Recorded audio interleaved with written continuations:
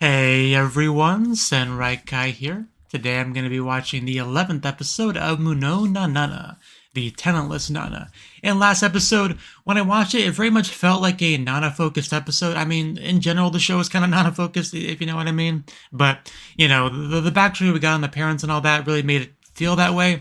But after having time to think about it, I do feel like it was kind of more of a Michiru focus episode, right? Like Michiru was a person Nana was opening up to through this story, and she very much is the reason it was spoken about to begin with. And we also have Nana continuing to kind of like speculate about Michiru, pretty much wondering if she has a hidden side and all that. And we also had some stuff that seemed a little bit odd from Michiru. The big one, of course, being the fact that she was sitting on Nana's bed, very, very deep in thought, didn't even acknowledge Nana waking up, which is very odd because you'd think the reason she was in there for so long is to watch over Nana, make sure she's okay, be there for her when she wakes up and all that. But she didn't seem to just care at all, that she woke up. So very, very weird. That's possibly could be chalked up to it's being our transformation boy, but that's not even a guarantee because there's just I don't know, Michiru, I feel like they're trying to give us some breadcrumbs that we can kind of put together, because as far as Michiru goes, I don't think she's going to be revealed to be this, fake personality, manipulative, terrible person or anything like that. Right, I don't expect that kind of reveal, but I do think they're definitely setting us up to have some kind of big reveal for a character. I mean, for one thing, this is a show that loves reveals and plot twists and stuff. It's just, so I am in kind of that mental state as a result of that, as a result of the kind of show this is, because I feel myself really kind of like maybe overanalyzing certain things, like the fact that when Michiru was just kind of like scoping out a room, she made some comment about it being clean or something, I think, but there could be a lot more reasoning to that. Maybe she was really trying to look for something in particular, right? So I do feel like there could be something with Michiru. Maybe she is somehow involved in the death of Nana's parents. Like, it could be something as simple as she healed the person that killed her parents and she has a connection that way. Maybe feels guilty about that. Like, because that's one downside to being so willing to heal anyone, anyone that's in trouble.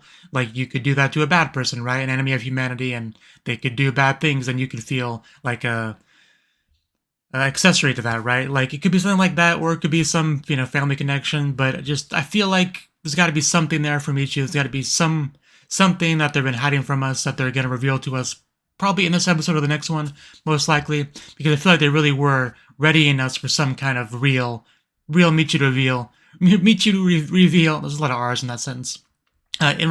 So that's kind of what I'm thinking. Like, I don't think she's going to be some kind of literal monster or anything like that, but yeah, I feel like there was definitely more than meets the eye with Michiru, and I'm very curious about what it is, because that's really what I've been thinking about the most between episodes. Even though we have a corpse and a second murder, theoretically that could be Michiru. Like, she was there and Nana woke up, but she could have left and come back, I don't think it's going to be that simple, but, there's some murder. It wasn't Nana, so that alone makes it pretty exciting. It could be, well, really could be anyone, right? There's so much we don't know about so many of the characters in this show. But, that's pretty much where we're at right now, the mystery of who killed this unimportant character. So, yeah, who knows what Kyoya is thinking about this, if Nana's, kind of crossed off as a suspect. Like, yeah, what's he going to think of it? How's he going to go about this, right? Will he join forces with Nana, much like, Light and L, right? Now they're on the same side, since Nana is not the perpetrator on this one. But anyway, this intro's been up way too long already, so let's just jump on in.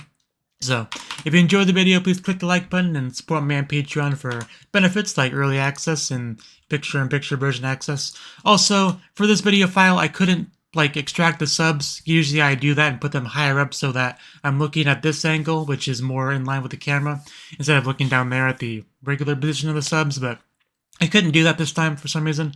There's some error when I tried to extract the subs, so it's just going to be like this. But it's not ideal, but it's how it goes. Okay, I think that's everything I have to get set up, so let's jump in now and see how things go down. 3, 2, 1, play. There is our corpse.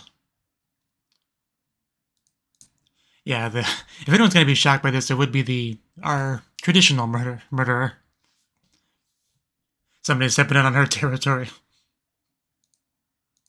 But yeah, sorry for the intro being so long, but I really just want to get that Michiru stuff out of there, because that really has been what's been on my mind the most. Like, I barely even care who killed this character. Just, I want to know more about Michiru, what her deal is, what the reveal is going to be. Will I still like her after the reveal? That's really what's been, occupying my mind. Of course, and also I could just be overthinking it. Maybe she's just good girl Michiru, and there's nothing too deep there. That's a possibility that I'm also prepared for. But you gotta consider everything.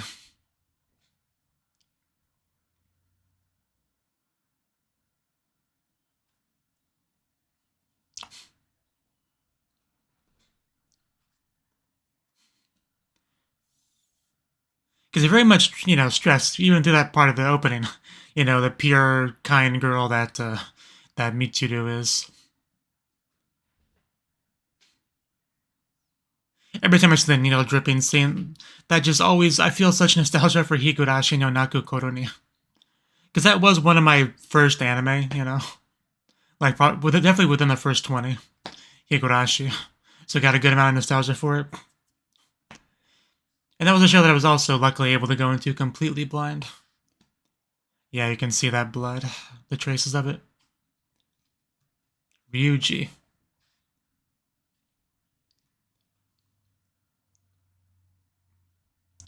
Stab wounds, okay. Now we're gonna, begin the interrogating.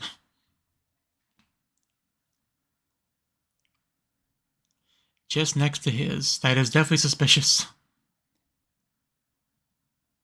That's your alibi? Motivated.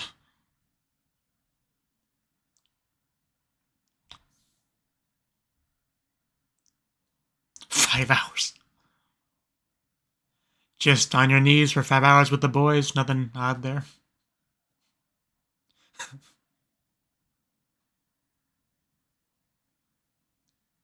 That's some serious absorption. Some serious motivation. Did anyone hear anything? Does anyone know anything even remotely helpful? Really? Okay, that I believe.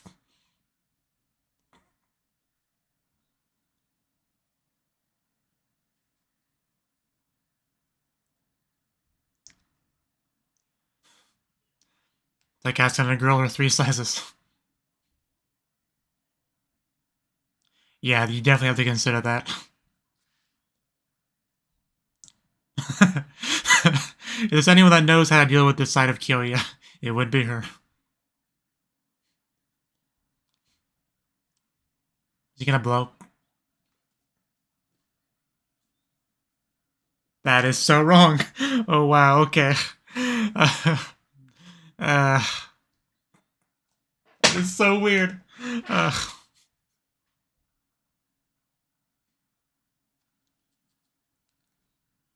It really did. Oh god. I felt the shiver go up my spine. That was the first thing that came to my mind too. What do you got? Hey, we've had people try to fake not being able to do their talent before to keep their talent secret. We're not buying it.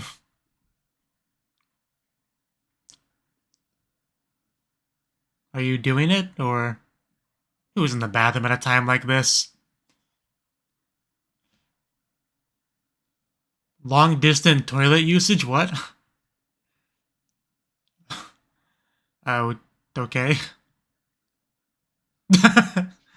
That is such a useless talent.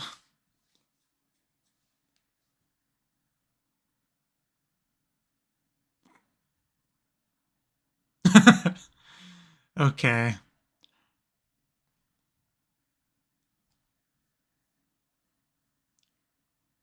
What are you?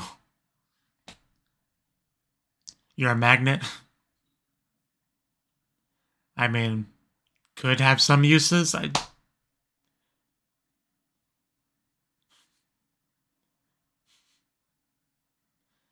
Yeah, can you just do something remotely useful like that? Because that could actually be used in a fight. I mean, that's pretty much what I expected.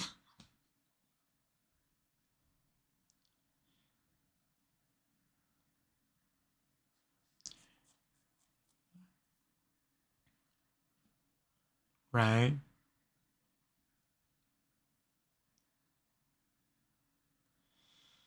Maybe she killed him?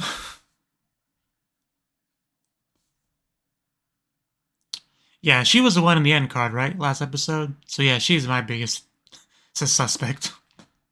Fuko. I can remember that. Fuko. You finally got fed up with him and just... I mean, I didn't know that.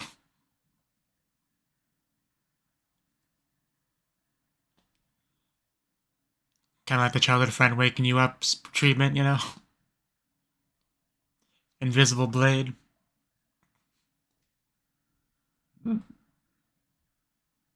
Yeah, you can't blame us for suspecting you.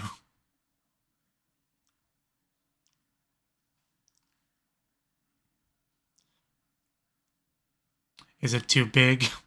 Too powerful? I don't want more victims. Yeah, invisible blade.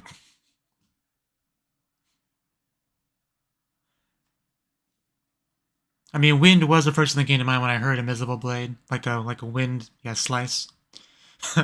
Yeah, he can take it. Trust me, he's got this. He's not a wuss. He can take anything you can dish out. Let's see this.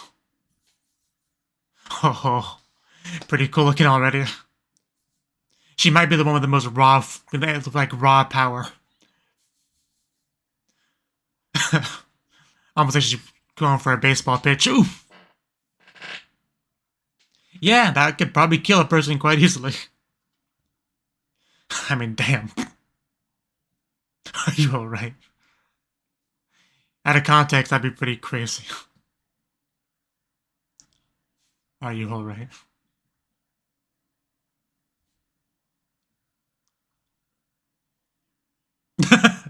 Immortality, what can I say? We could write down the list of things you can take and get back up.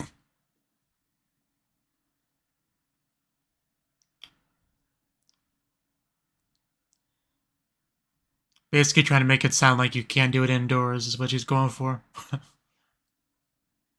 I was just thinking about Windows too. Mostly because this show has me thinking about Windows.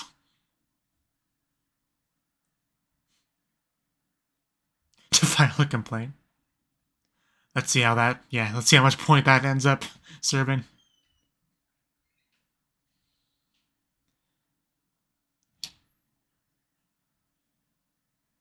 That would be the assumption. But I'm guessing not. Maybe the air was sucked out of the room and he opened it up to try to get some air. That's a possibility. Yeah, more Michiru spacing out. So we are acknowledging it. Thank you for acknowledging it.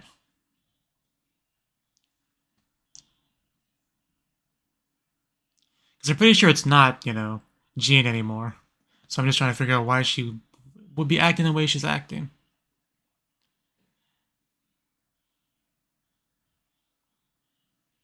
Yeah, that was also on my mind.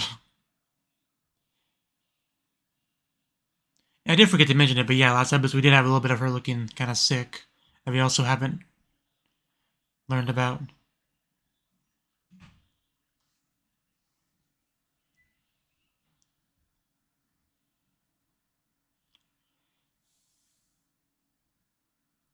Be a doctor.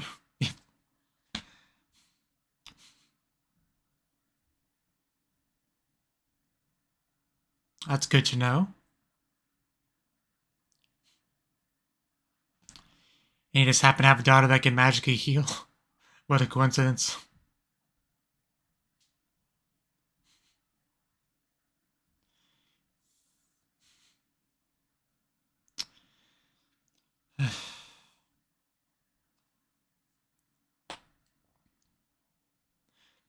I mean, killing Michiru is technically part of her mission, right? So, like, that can never truly happen, you know? The two of them being friends after graduation. Oh, okay.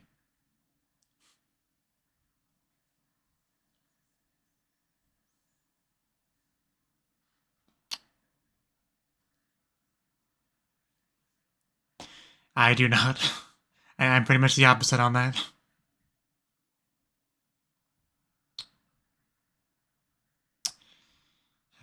Please do not kill her.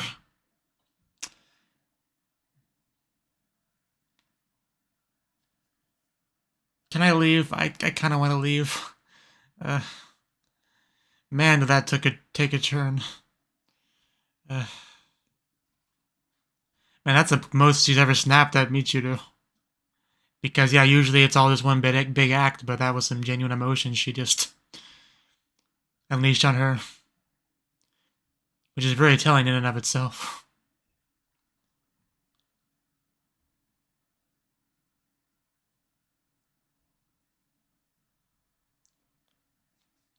Yeah, I really wish I knew exactly what was going on in Michiru's head. I have so many questions about that. Okay. I get present.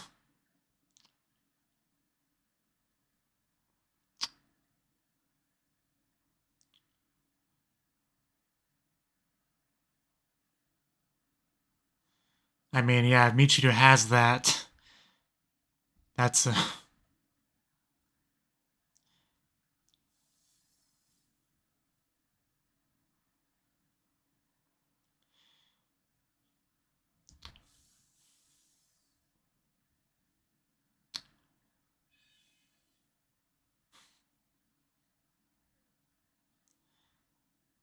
I mean, if she was gonna do that, I feel like she would have already done that. Okay. Man, that's gonna make her sweat something awful. But yeah, I don't think it's related to the poison, though.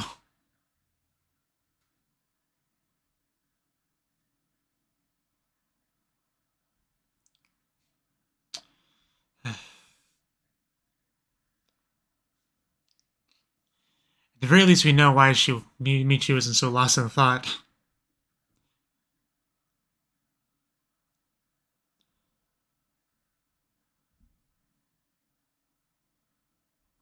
Okay.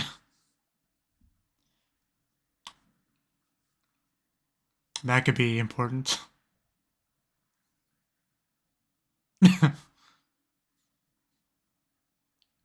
That's our Nana.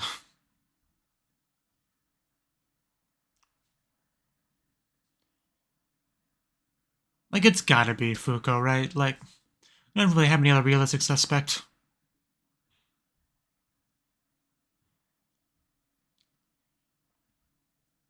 Once in a lifetime.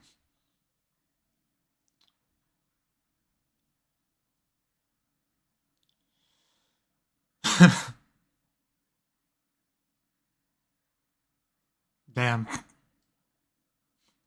Good for him.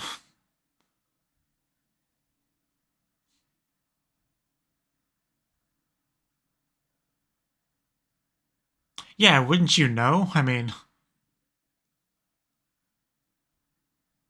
because he's fat, isn't it?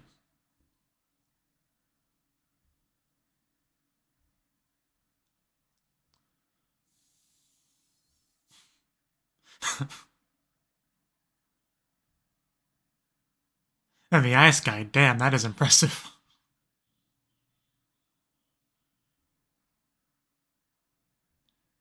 So who is this friend? Because only other, because it gets to this friend could be a suspect too. I, but, or, you know, like at least assisting Fuko with her story. I don't know.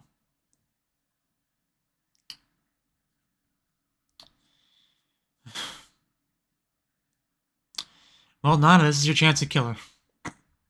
But we wouldn't do that. We need to get her answer first. She would know. Yeah, it's the whole point of you is you're our lie detector.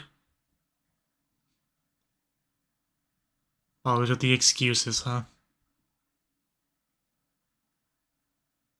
It does seem too obvious, but I don't know who else to suspect.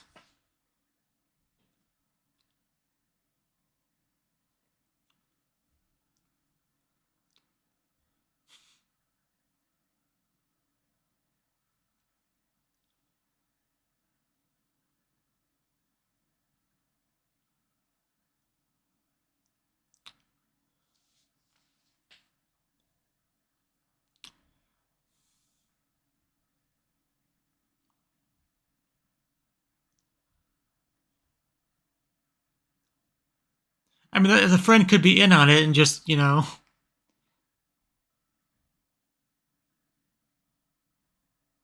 Also, you definitely have to consider that.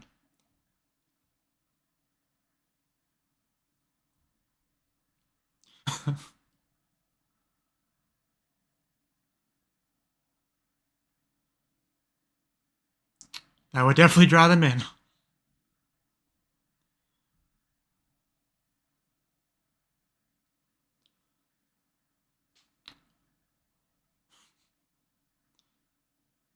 Yeah, he would never allow moths in there. Not in this lifetime.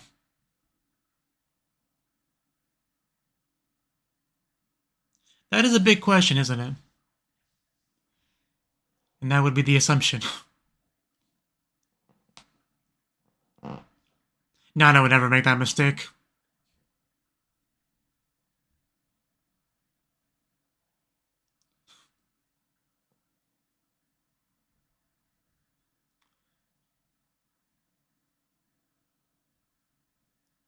Okay. Ironic.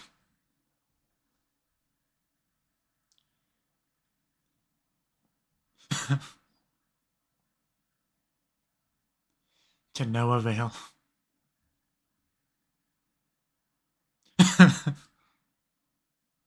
Definitely a useful ability in some contexts.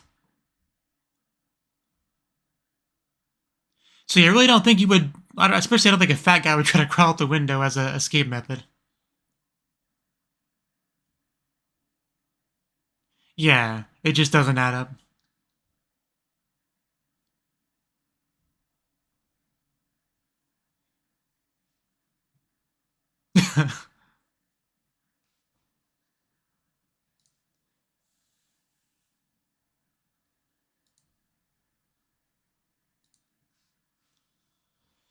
That's the only suspect I have, so I'm going with it until I get something better.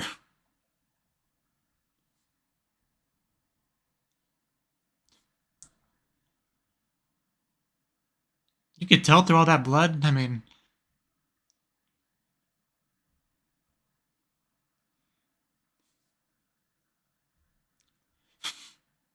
I would bet on that. They just not noticing. I mean, he's good. I thought we established that.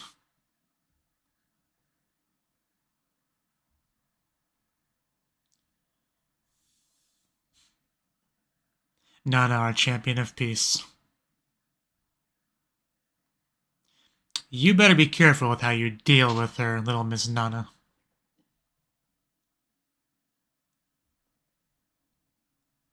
You have my attention?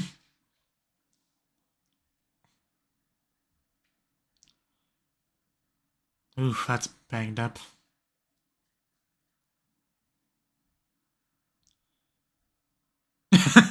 That'd be a conversation. What did you do with my poison bottle? Today, Nana, cheerful, pretty girl. Be nice if I could be friends with her. What a sweet girl.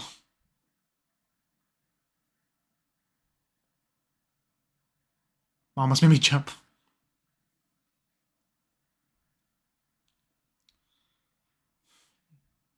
She did technically succeed with becoming friends with Nana, at least on the surface.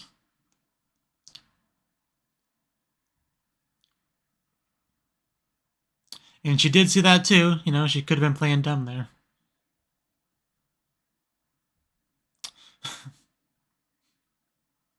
It's gonna make me tear up. Especially this freaking music, man.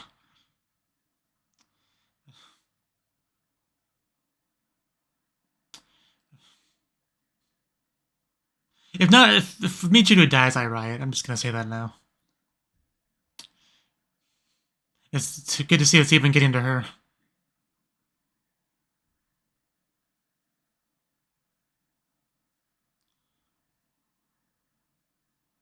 I can't read that fast.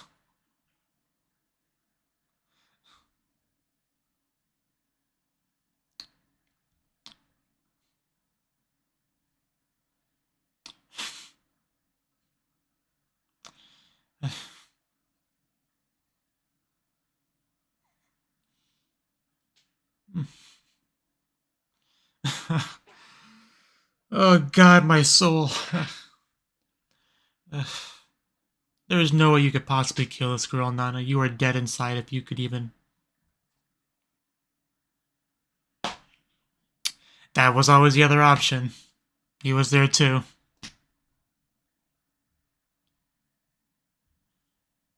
Long time since we've seen him, it feels like.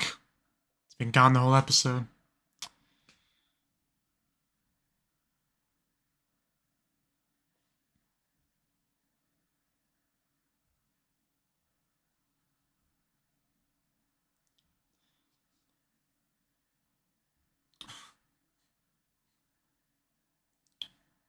How much time do we have left? Not a lot.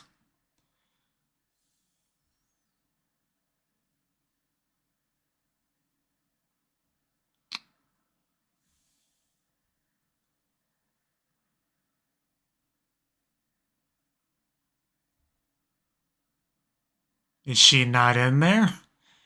Is that the implication? In which case, or is she just unconscious? That'd be worse! Okay, that is not okay.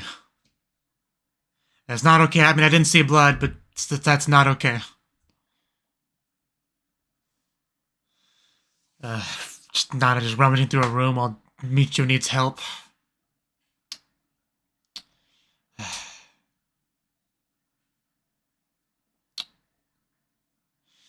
I mean, that's probably honestly just an extension of her not feeling well.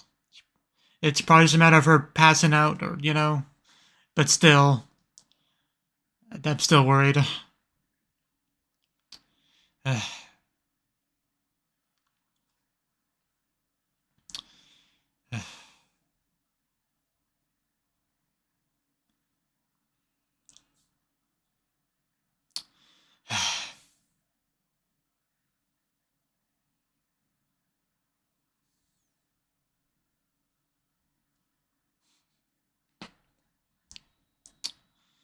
So many of them are dead now.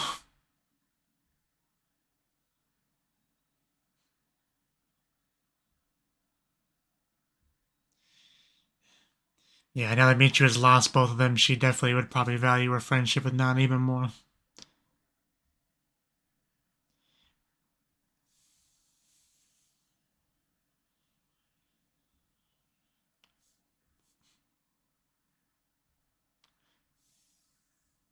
Ooh, pretty end card. So we do have a part 3.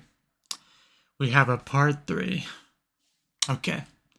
Okay, that was the 11th episode of, Talentless Nana. So this episode, we definitely went pretty hard on the investigation, the murder investigation aspect, right?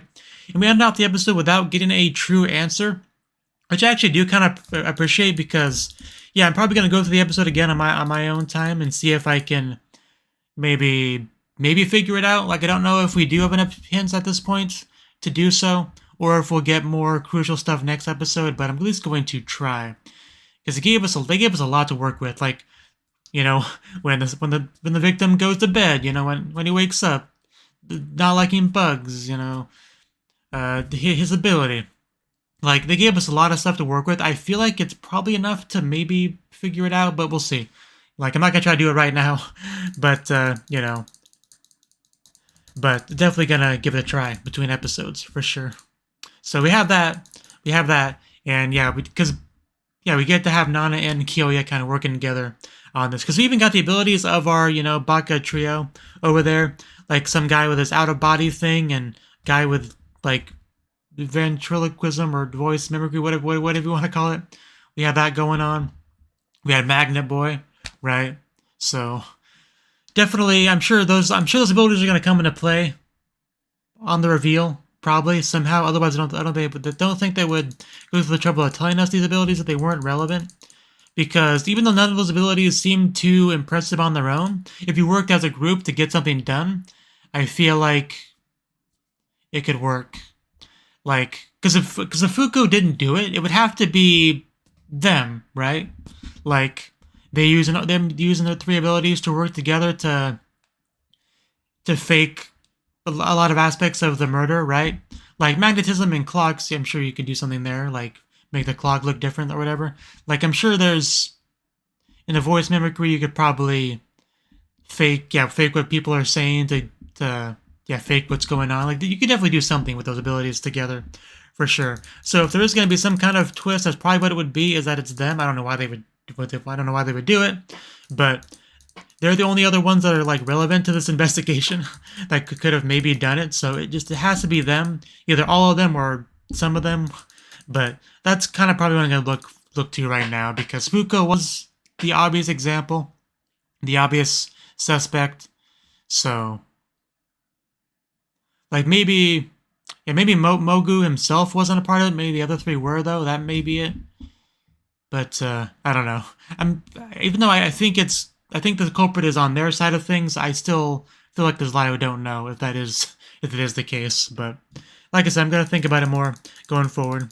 But yeah, I don't think we really got much of Fuko until this episode, but she is definitely the most powerful as far as like raw battling 1v1 me bro kind of a power. Because a lot of the other ones are either situational or not really combat oriented at all. Right, but this is one you could actually see two people in like a battle shonen show, like duking it out, fighting in like a tournament. Like hers is one of the most like that, right? Like we had like fire and ice, you know, it's that level of stuff, right? So it's a useful combat ability, which not everyone has, right? So it's cool to get to see that. And the fact that the arc is called Invisible Blade, that obviously has to refer to her ability, if it's you know being taken literal.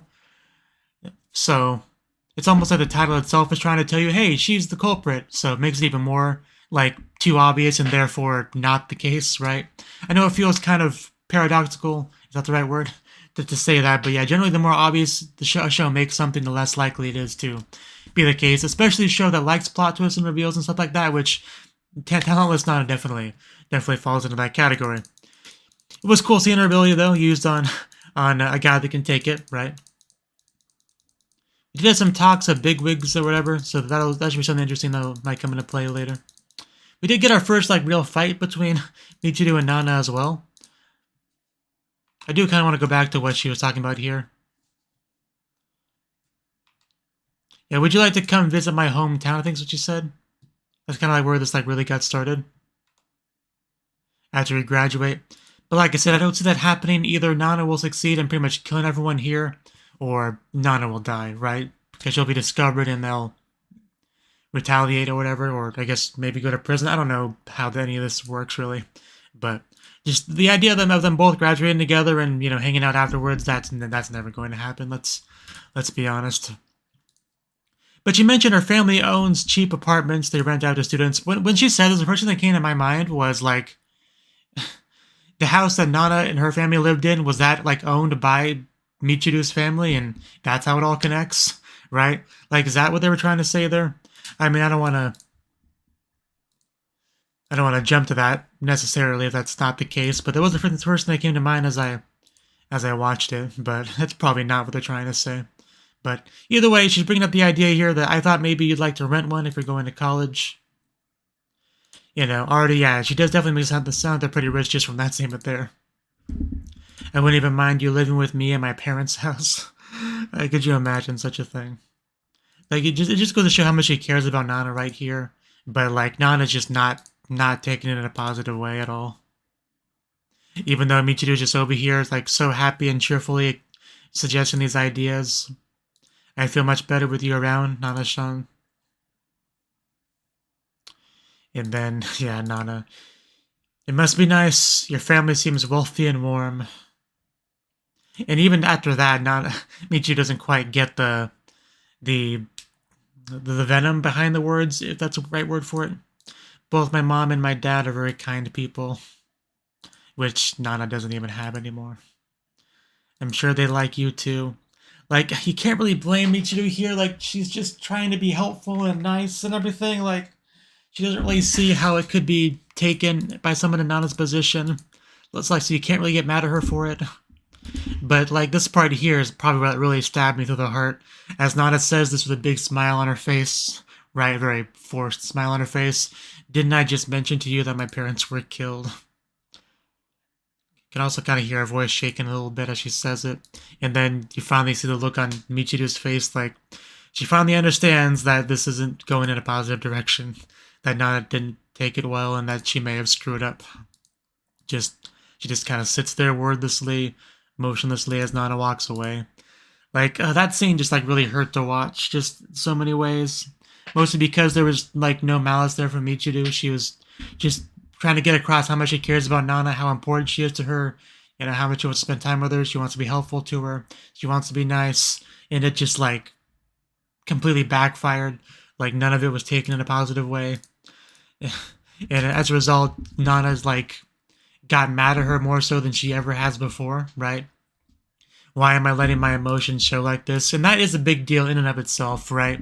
Like, Nana very much is the manipulator. She puts on the facade, she goes through the motions, you know, she says and does what she needs to do to further her agenda and keep her identity secret. That's kind of how she rolls.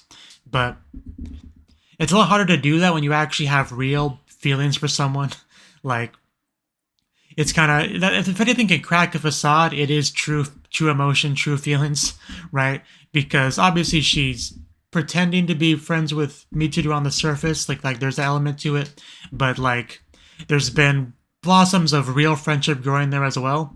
You know, not probably wasn't Nana's goal for that to happen, but it has been happening because of who Michiru is. You know, Michiru definitely has made a very strong, intentional effort to become friends with Nana, and yeah, we definitely have seen the blossoms, the buds blossoming of that. It's had a real effect on Nana. Nana opening up to Michiru about a story and all that. So the fact that she did lash out like this, it's very telling, and yeah, how close she has grown to Michiru, that she can fight with her like this. But yeah, this is also when she starts to talk about Michiru acting strangely. Yeah, she talks because Nana commented on the fact that she talked about the future here, but she also wanted to talk about the past, like in the previous episode, right? So there definitely is a strong effort to get to know Nana, which could, you know, of course, just be her trying to become friends with her. But obviously, that's not exactly how Nana's gonna take it, and I'm always open to the possibility of there being more in this plot twisty kind of show. And it was when the uniform was delivered to her that she finally decided to get concerned, because her poison bottle is missing, and her first instinct is that Michiru took it.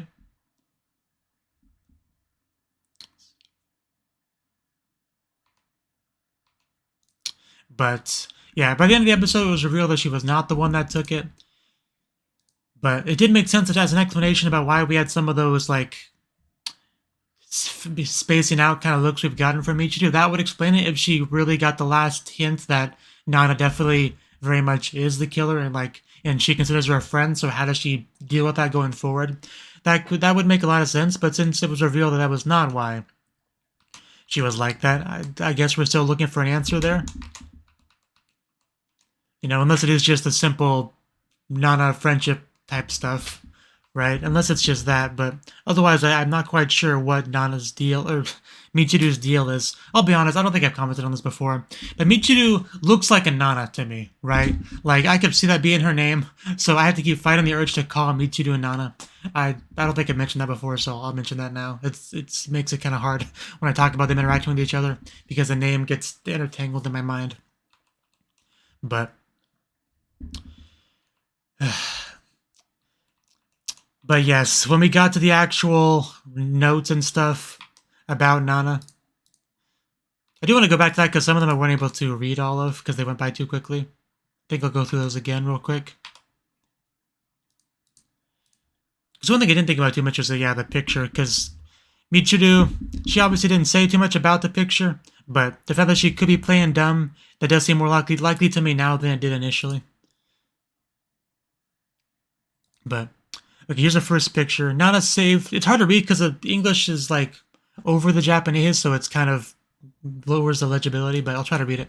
Nana saved me today. She saved me from Habu and Takanashi's prank, and from the enemies of humanity too. I can't even express how brave she is. She mentioned during her introduction that she's bad at reading the room, but that's not true at all. She's so kind and really cool. She reminds me of Hitomin a lot. Even how she has such a huge appetite. Alright, I'll work on my talent and do my best too. Yeah, I do remember this. This was like the love letter prank, right? I think they're referring to here.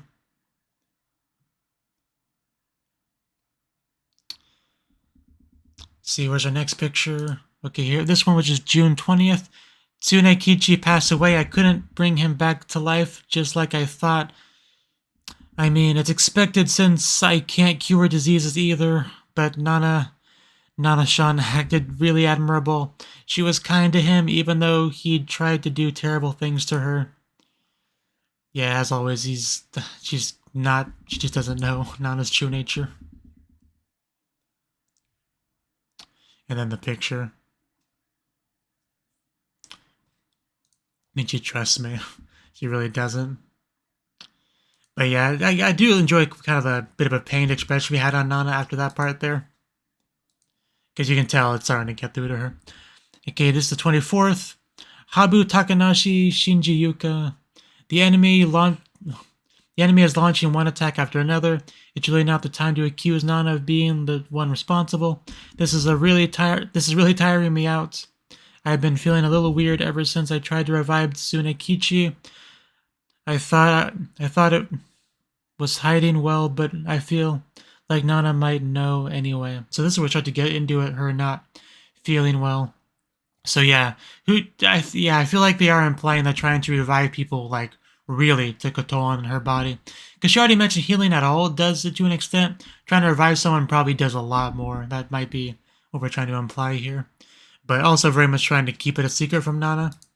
Doesn't want to worry her because that's just how Michiru is. Let's see. Yeah, I mean, she can read minds after all. When I tried to save Takanashi, she stopped me from doing it too. I don't want to do anything that make her worry, but I really can't just sit and watch people die. Yeah, that's really just Michiru in a nutshell right there.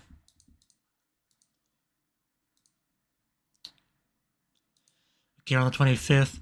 Closed my eyes for just a moment, but when I woke up, it was already dark outside, and it turned out I'd missed the whole day of school. On top of that, I found Nana lying badly injured and unconscious outside my room. That would definitely be pretty concerning on multiple levels. I did what I could for her, so hopefully she'll be okay. Even in her sleep, she looks like she's suffering. I don't think it's because of her burns. It seems more like she's having nightmares. But seriously though, if Michiru dies, I don't think I could take it. I really don't think I could. I think it really would break me.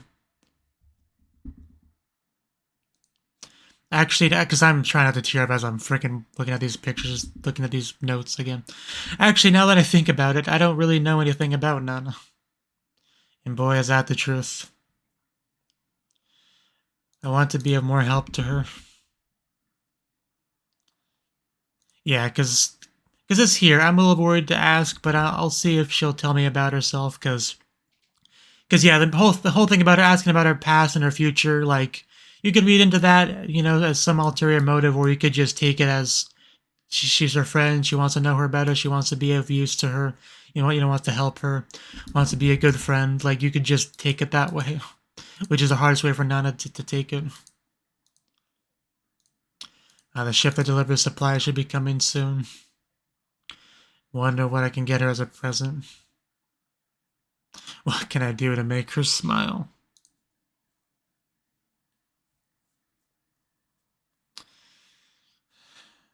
Going through all this again slowly is harder than I thought it would be. But it was after all that we finally got the reveal that no, she does not have the poison. She is not contemplating what to do for your downfall. And the whole line, how cruel of you to suspect me to do that, also kind of stabbed through me because I didn't really think about the possibility that he could have taken it. I probably should have. I just thought to myself, a cat can't grab things, but obviously it's not that simple. But yeah, how do you feel after reading Michiru's diary, which overflows with her trust in you?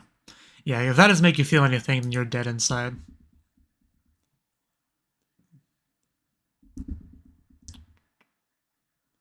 You really see the look in Nana's eyes in this scene, too. I'd simply like to invite whoever's trying to frame you for this murder out to lunch. Because that was an interesting line there as well. Like, is she being framed? Like, because Nana generally kills with, like, poison and or cliff pushing, right? Which, so, like, I mean, you could say the fact that it's the killing's happening now when killings become the norm. You could say, I guess you could say the person just kind of hopes it'll fall into that overall pool of murder and just chalked up to one of the mass murderers' killings, right? But nothing about the killing itself seemed to tell me that there was an attempt at a frame job. Especially since Nana has a solid alibi for it.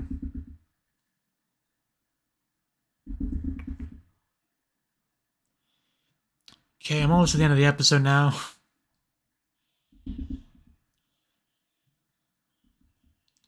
Was there anything else to end us off with that would be worth delving into? Yeah, I doubt we'll meet again soon. But that alone is an interesting thing.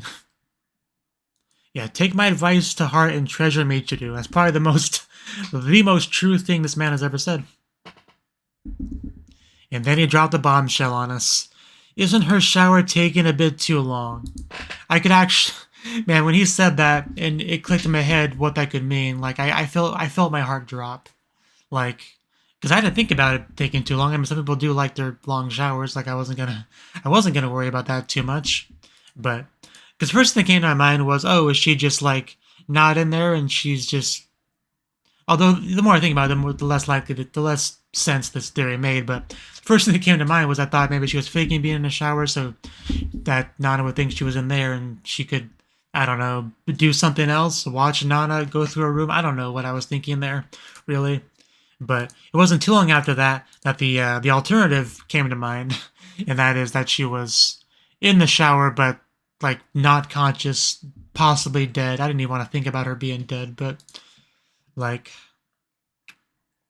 Because I think we have that shot in the opening of somebody in the bathtub with an arm out. I think so. But I'm going to have to go through that again to make sure, but it did look kind of familiar. But like I said, there's no blood. I don't think she was attacked or anything. I think it's just her constitution, her body, like, most likely due to the healing attempts, it's taking a toll on it. Her body, like, I don't know how much longer she can hold out. Like, are we talking, like, a very short lifespan left, like, maybe weeks, days? Like, that's really what I'm most worried about.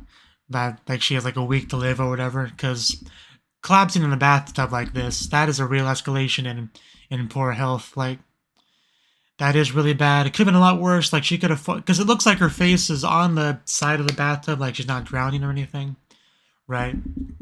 So, she could have, fallen in a way that she would drown, which would be a lot worse. So I think she's okay. I think we're just gonna pull her out of the bathtub, maybe give her CPR if that's necessary. But I'm sure she's fine for now. Like, she's not dead or anything. But, like, this is some very concerning stuff. I mean, if we did see blood, if we saw, like, a cut on the wrist, for example, and, like, I don't really want to go there, but like that would have been a very different reaction. Let's just leave it at that. Just she's fine for now, but, like, I'm so worried what this means for her actual lifespan going forward. Like, because it's almost like a sadder thing, rather than just getting murdered all of a sudden. If it's like a slow, I have a few days to live, we get to have this full-on sad goodbye with lots of tears and Nana shuns. That could be a lot more emotionally painful if we do have that sort of slow goodbye sort of thing, rather than a just abrupt killing, right? Like, I don't know. Just this discussion portion has already been way too long. I should probably just wrap it up, but I don't even know really what to say going forward. Just, why would the show do this to me? That's, I guess, my overall question. But that's the episode. Like, if there's anything else I want to mention, I'll do that in the intro of the next episode. But I think that's probably more than enough stuff to say on this one. But yeah, thank you for watching, and hope to see you in the next video. Until then, bye bye.